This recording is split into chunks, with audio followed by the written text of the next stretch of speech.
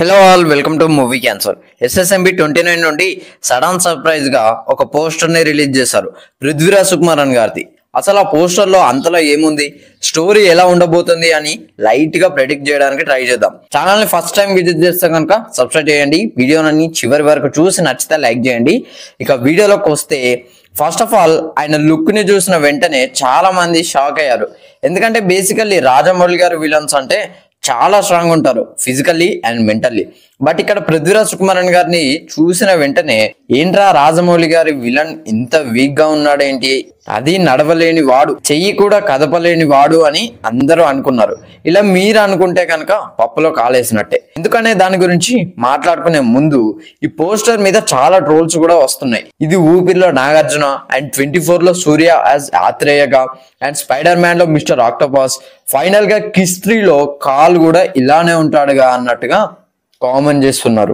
ఇక మీరెందుకు ఇలా ఫీల్ కాకూడదు అని అంటే, రాజమౌళి గారి విలన్స్ తోపు ఉంటారు అండ్ చాలా డిఫరెంట్ గా ఉంటారు.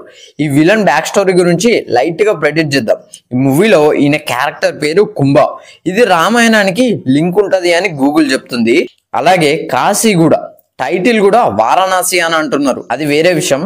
కుంభ అనే క్యారెక్టర్ ని మనం రామాయణంలో చూడొచ్చు, బట్ అతని పేరు కుంభకర్ణుడు, అదే రావణాసురుడి తమ్ముడు. ఇతనికి ఉండే నేచర్ ఏంటంటే ఎప్పుడు నిద్రపోతూ ఉంటాడు, బాగా తింటాడు, చాలా హైట్ ఉంటాడు. యాక్చువల్లీ ఈ వ్యక్తి చనిపోతాడు అండ్ ఇతనికి 2 కొడుకులు ఉంటారు, కుంభ అండ్ నికుంభ. వీళ్ళు రావణాసురుడి తరపున ఫైట్ చేస్తున్నప్పుడు కుంభ సుగ్రీవుడి చేతిలో చనిపోతాడు అండ్ నికుంభని హనుమాన్ చంపుతాడు. అయితే ఇక్కడ మ్యాటర్ ఏంటంటే, కుంభ ఒకవేళ బ్రతికే ఉంటే తను మళ్ళీ అసురుల అందరికి ప్రాణం పోసి అసుర జాతిని మొత్తం వెనక్కి తెచ్చి భూమిని ఏలాలి అని అనుకుంటే, దీని మీద మూవీ రన్ అయితే మాత్రం వేరే లెవెల్ ఉంటది. గూగుల్ ని అడిగితే సంజీవని కూడా ఈ మూవీకి లింక్ ఉంటది అని చెప్తుంది. అసలు సంజీవని అంటే ఏంటి? సంజీవని అంటే ఏంటంటే, రామాయణంలో ఈ సంజీవని అనేది ఒక మూలిక. ఇది చనిపోయిన వారికి ప్రాణం పోస్తుంది. హనుమంతుల వారు ఒక పర్వతాన్ని లక్ష్మణుడు మూర్చపోయినప్పుడు తీసుకొస్తాడు. ఆ పర్వతంలోనే ఈ సంజీవని అనే మూలిక ఉంటది.